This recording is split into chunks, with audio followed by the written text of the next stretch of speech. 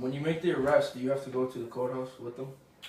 Not with them, but you, depending on the case, you have to go to court for the case. So sometimes, like the prosecutor will make, like if you have a bad record, the prosecutor will say, all right, we'll offer you, 6 months in jail, or you can take it to trial. If you lose, you're going to do 2 years in jail. So a lot of the times they'll either make a deal like that, or like let's say their record isn't bad and they got arrested for something stupid like disorderly conduct or something. Mm-hmm. Then they'll take, they'll give, all right, we're going to give you, because you have no record, we'll give you 6 months of probation. So then on something like that, I don't have to go to court. But some people want to gamble, like, geez, I don't want to do this much time in jail, so I'll take the chance and go before a trial. So it's kind of like a plea bargain in a way? Like the ones that take the deal is a plea bargain. That's exactly what that is. Yeah. But the ones that like say they're going, we'll give you 5 years of jail, or if you go to court, you get 8 years of jail if you go to trial. Some of them will say, screw it, and I'll take that. Let's go to trial and see what happens. Mm-hmm. So and that, those are major, like those are felony cases, right? Yeah. Usually. But then there's a lot of them. Like I've been involved probably 15 or 20 homicides where I had to. Either I was part of the case or part of the arrest. So, so there are some bigger cases that you have to go to court with there. How is it testifying in court? That's a whole different animal right there, testifying in court, because there's a couple things going on. One, you don't want to screw up yourself, and because, you get sworn in, anytime that you got to make sure you're telling the truth on everything you say. Yeah. So what happens is a lot of these times when you go to testify, it's a year after you arrested the person. And the only thing you have is your police report to go by. So remembering a lot of stuff is nerve-wracking on the stand. Defense attorneys always try to make you look kind of stupid. That's their trick. If you have a good case, they try to make you look stupid, or they try to, call into question your memory on things. So that's why it's important to make sure you write a good report, so that a year later when you're reading it, all those facts come back to your memory and you're like, oh, I remember what happened that night. So it's kind of nerve-wracking, but at the same time, I enjoy it. It's like a kind of like a challenge going against a defense attorney who's just, if you have a good case and you write a good report, they're just trying to, any trick to get you to slip up. That's all they're trying to do. So it's kind of, you're trying to outsmart each other. So it's nerve-wracking, but I enjoy it. It's fun to be up on the stand, I think. Now, when you're on the stand, has the defense attorney has he ever made you freeze up, or? No. Well, and I'll tell you why. I've never had a problem there because, again, I kept all my answers honest. If I don't remember, I just tell them that I don't remember. Sometimes they try to distract the jury with kind of stupid questions that have nothing to do with your case. Yeah. But that you have to answer well, I don't know that answer. But then the prosecution comes back and gets to come back at you again and, clarifies why I didn't know the answer to that. So I haven't frozen up with them.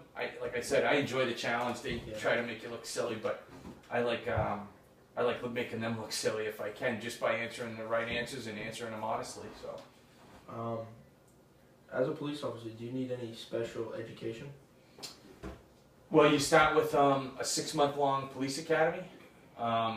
Really pretty difficult. You cram criminal law into it, constitutional law, first responder training. You go to driving school. That's 40 hours just of being at the track driving, learn how to drive a cruiser.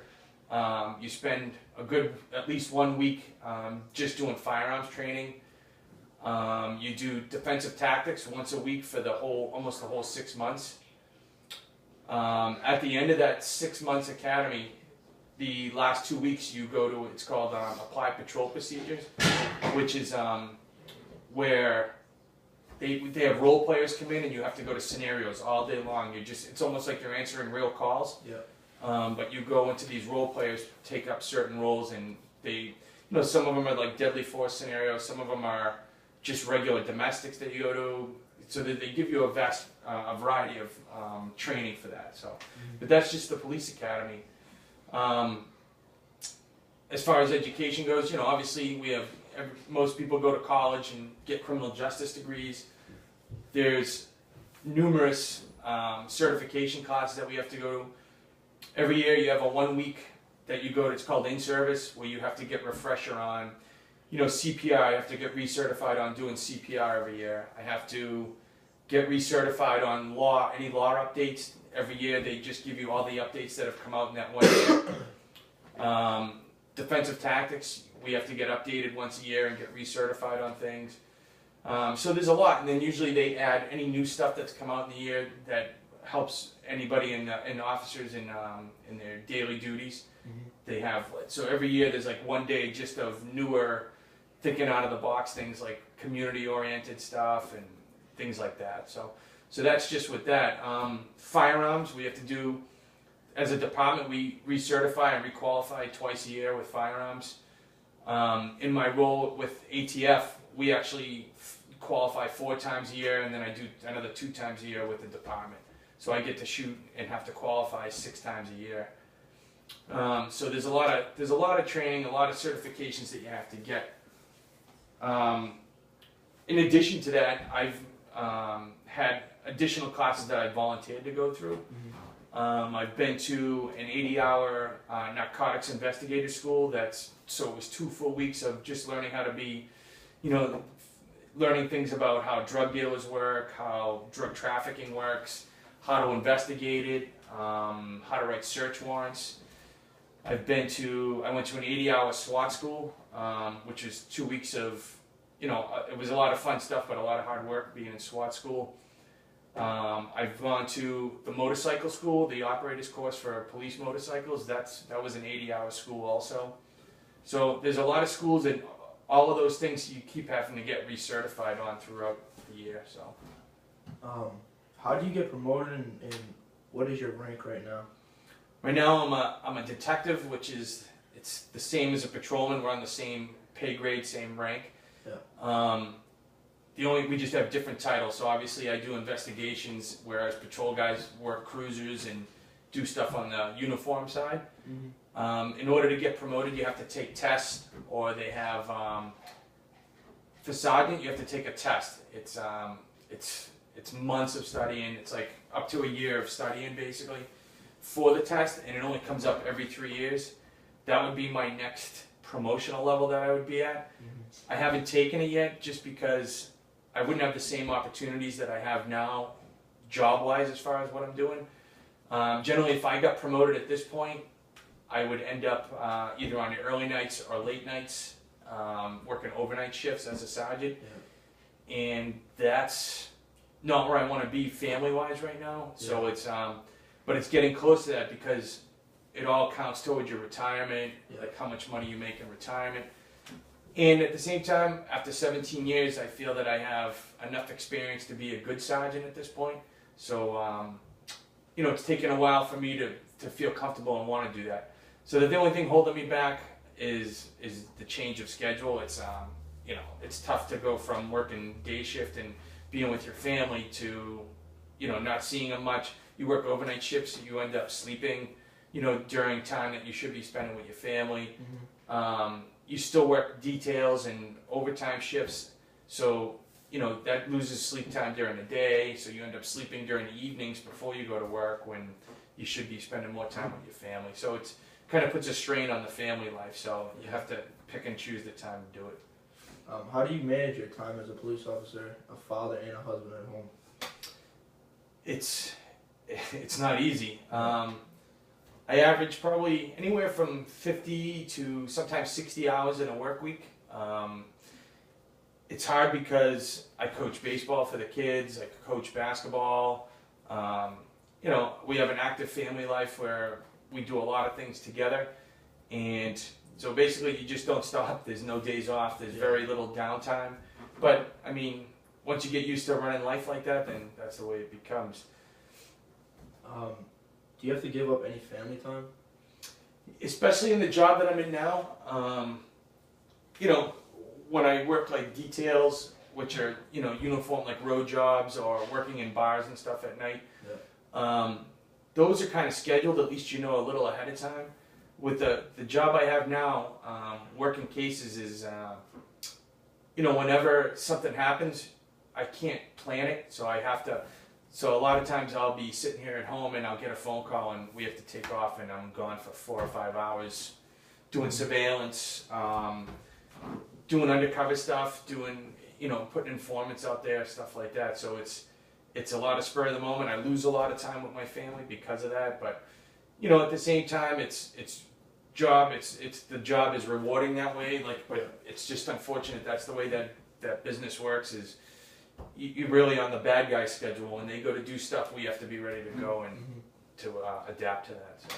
Now you mentioned the certification classes earlier, but are those classes easy or? No, well, some of them are because they don't change a lot year to year. Yeah. Some of the things like the firearms qualification or the defensive tactics, I'm instructors in both of those areas. I teach firearms, I teach the defensive tactics. So those classes are easy to me because obviously I'm teaching it, so I'm not necessarily teaching the class that I'm in because I have to go as a student anyway. But I already have my updates because I teach to these academy classes and stuff. But some of them, like the law stuff, sometimes it's confusing. CPR seems to change every single year for some reason. The Heart Association comes out with new ways of doing CPR, so that changes almost every year. So, you know, those are probably the tougher things, especially like on a medical side. Like when I used to be in uniform and work a cruiser, we were, you know, sometimes you beat the fire department or the ambulance to these calls and you had to have some knowledge of what you're doing. So those sometimes were more stressful than ever fighting the biggest guy in the world, was going to some medical calls, because if you're not up on it, you know, minutes or seconds can change everything when you're treating somebody with first aid stuff. Now you mentioned to me earlier about riding a motorcycle during the summer. Do you enjoy that? I love it. I've been on the Lowell Police motor unit for, it's going to be about 8 years now, and I'm actually on a regional unit. It's called NEMLEC, which stands for Northeast Massachusetts Law Enforcement Community. It's our council. It's basically all of northern Massachusetts, all the police departments that have motorcycles that are part of NEMLEC. We come together once a month for training, usually for about 8 months out of the year. The only time we don't really train is in the real bad winter months. Just it's not safe riding. If we don't have to, we don't. But I enjoy that. We go, we get called out like when the Bruins or the Patriots or the Red Sox win. Boston calls our unit in to assist them with crowd control and stuff like that.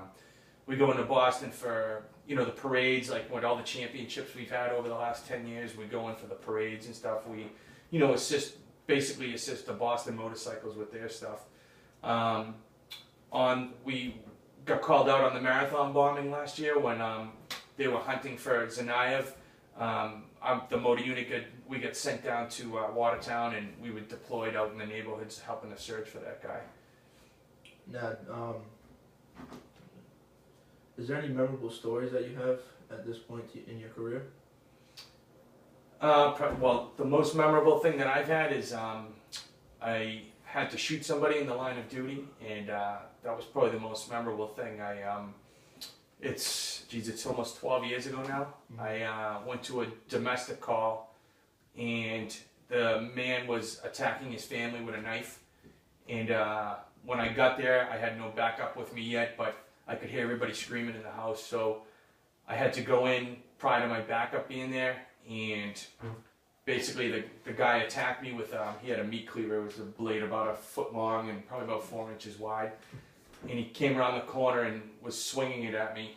And it was just me and about 12 members of his family standing behind me. And I drew my firearm and I gave him commands to drop it. And he didn't drop it, just kept advancing on me. And I shot him in the chest. Now, in closing, would you choose to do the same career path again? Absolutely, I would. It's the best job in the world. It's a different job every single day. I enjoy it. I tell anybody, if there's something that you want to do in law enforcement, to go for it. If that's what you choose to do, it's a great career. I love it, man. 17 years has gone in the blink of an eye. I don't know where the time has gone, and I'm already halfway done to my retirement, and it's going too fast for me. I just enjoy it that much. All right.